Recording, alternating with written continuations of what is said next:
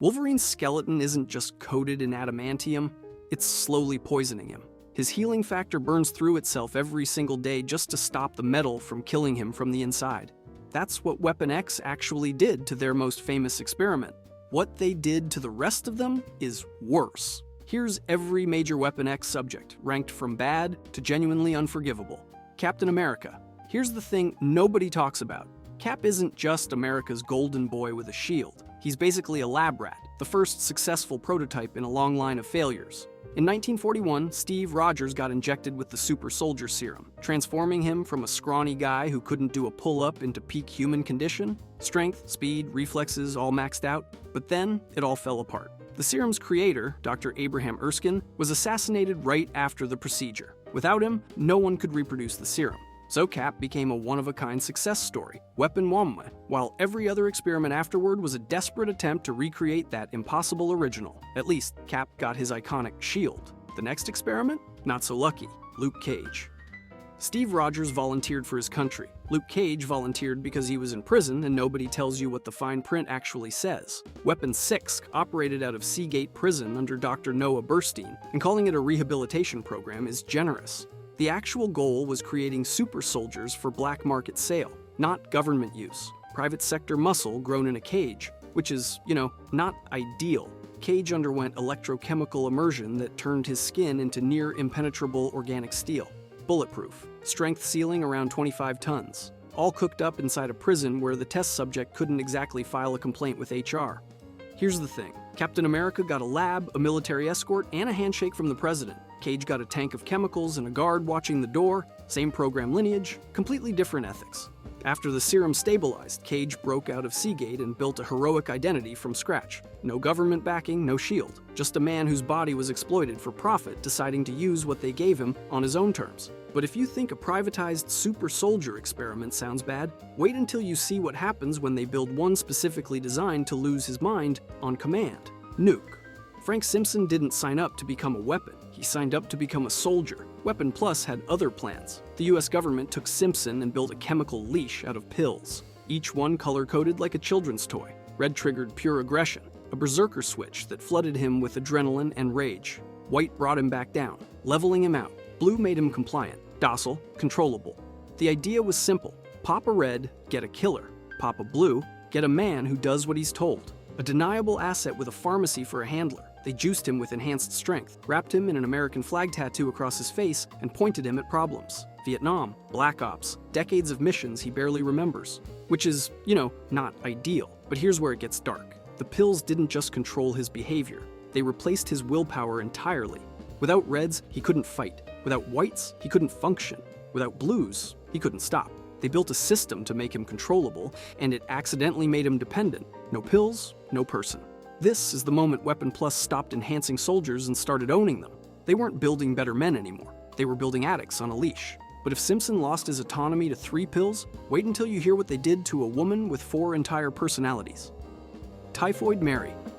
So, Weapon Plus looked at everything that happened with Nuke and thought, what went wrong? We didn't make it personal enough, which is, not ideal. Mary Walker is a mutant whose powers are tied directly to her dissociative identity disorder. She first surfaced as a weapon in the Kingpin's arsenal, deployed against Daredevil in Hell's Kitchen. Not a government lab, not a military project. A crime lord using a psychologically fractured woman as his personal assassin. Here's where it gets weird. Each of Mary's distinct personas unlocks a completely different power set.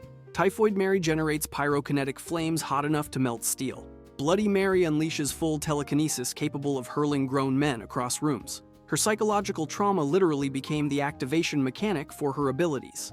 The whole point was to have a controllable asset. But here's the thing about weaponizing someone with multiple personalities. You now have multiple people who don't want to listen to you. Kingpin couldn't keep a single one of them on a leash. Her mental instability, the exact thing that made her useful, is what made her uncontrollable. He picked up the gun, aimed it, and couldn't figure out which direction it was pointing. But if criminal exploitation created Typhoid Mary, wait until you see what happens when Weapon Plus finally gets their hands on the perfect subject, Wolverine.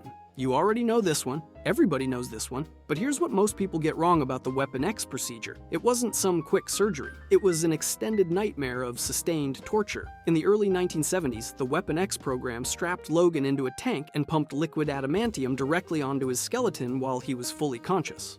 His chances of surviving? Virtually zero for any normal human. His healing factor was literally the only reason his organs didn't liquefy during the process. But here's the thing nobody talks about.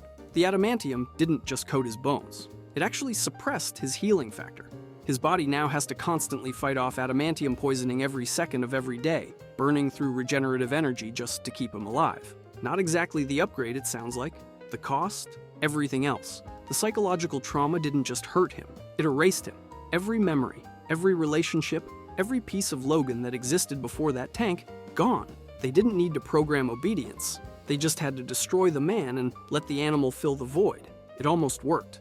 During a routine session, Logan's feral instincts overwhelmed his conditioning and he slaughtered his way out, killing nearly everyone inside. Turns out you can erase a man's memories, but you can't erase his instinct to survive. But if Logan was the program's greatest success, his brother in violence was their biggest miscalculation.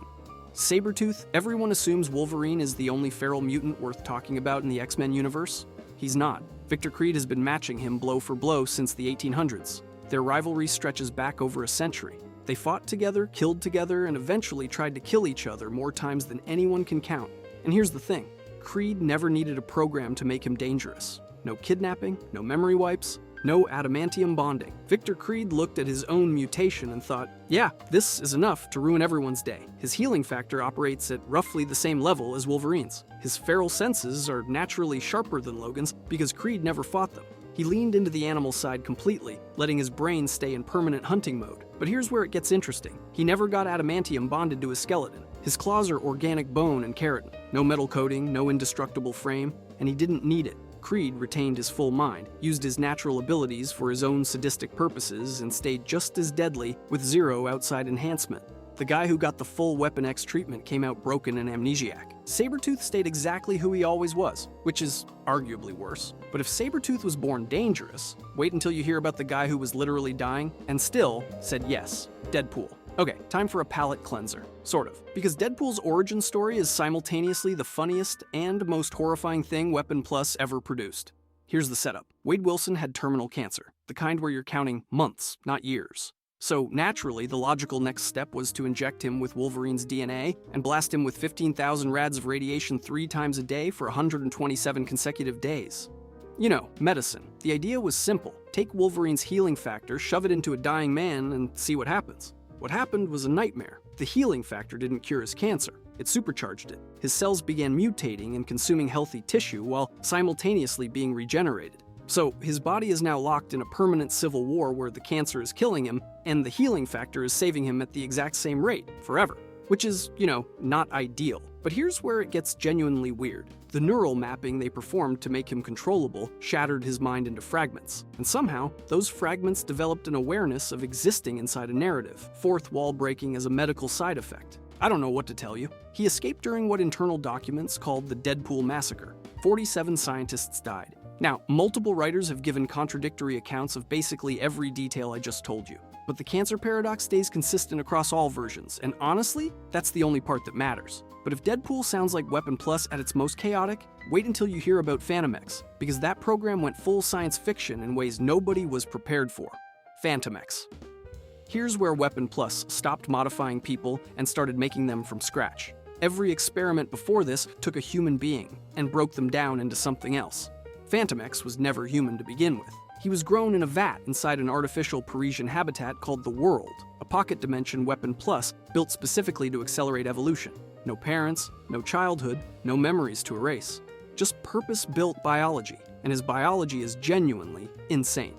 Fantomex has 3 separate brains. Not 3 lobes, 3 independent brains operating simultaneously, giving him what researchers designated as 333% multitasking capacity. One brain processes pain, one handles deception, one manages compassion, all running at the same time without interference. Which means you literally cannot read his mind because there's no single mind to read. Telepaths hit his skull and get 3 contradictory signals at once. But wait, it gets weirder. His skin refracts light at wavelengths below 400 nanometers, granting near perfect invisibility in ultraviolet ranges. And he's permanently bonded to a techno-organic ship called EVA that's wired directly into his nervous system. The ship isn't a vehicle, it's an organ. He escaped the world during a Sentinel attack in 2001, and comics initially introduced him as a mutant before retconning him into his proper designation, Weapon 13. Not enhanced, not modified, manufactured. Weapon Plus looked at decades of failed experiments and said, forget upgrading humans, we'll just build a better one. Which is, not ideal. But if you think engineering one life form is disturbing, wait until you hear what they did with 5 identical ones. The Stepford Cuckoos.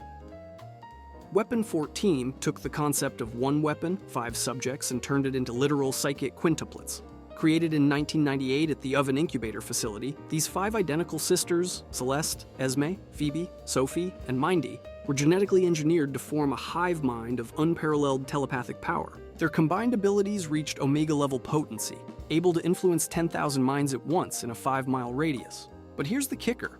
They weren't just powerful, they were painfully dependent on each other. Disconnect their telepathic link, and the sisters experienced actual physical pain, a built-in vulnerability designed to keep them inseparable. Their training was brutal, with daily sessions lasting up to 14 hours, honing their hive mind for use as psychic assassins. It's like synchronized swimming if the water was a brain, and failure meant agony. The whole experiment echoed Phantom X's twisted creation themes, but dialed up to a collective scale instead of a lone wolf. But here's where it gets dark and poetic. Esme betrayed the group, manipulating her sisters and aligning with enemies of the X-Men, which shattered their unity from within. Then, Sophie died during a desperate psychic confrontation, and later, Esme followed.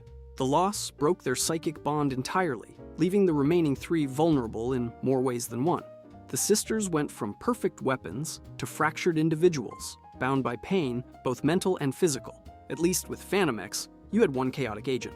With the Stepford Cuckoos, you have 5 minds, designed to be one, which is, not ideal when that unity can literally break you. Next up, the ultimate solo Weapon X clone, X-2300, X-23 Da. Every experiment in this video either destroyed the person inside or forged them into something unbreakable. X-23 is the only one where Weapon Plus tried both and failed at the first. The program started in 1999 with a simple goal. Take Wolverine's DNA and build a version they could actually control. A female clone, grown in a covert Canadian facility. From the moment Laura Kinney existed, she was property, not a person, a designation. Here's the thing about Weapon X's previous failures. Wolverine broke out because they couldn't erase who he was. Deadpool was too unpredictable to leash. So, with X-23, they engineered compliance from scratch. 12 trigger-sent conditioning sessions, each one programming her body to enter a lethal state the moment specific pheromones hit her system. She didn't choose to kill. Her biology did it for her. Which is, not ideal. Her claws were adamantium-laced bone. 2 in the hands, 1 in each foot. A quieter weapon than Logan's, more precise. But here's where it gets dark. They used the trigger scent to make her kill her own mother, Sarah Kinney, during her escape. The woman who named her Laura with her dying breath. The most controlled subject in Weapon Plus history got out, but not before the program took one last thing from her. And what happened after is the part that matters. She recovered her identity, her humanity. She eventually inherited the Wolverine mantle after Logan's death in 2014, and honestly, nobody earned it more. Every experiment in this video tells the same story from a different angle. You can turn a person into a weapon, but you cannot keep them one forever. If you enjoyed this video and want to see more, click the video on the screen now.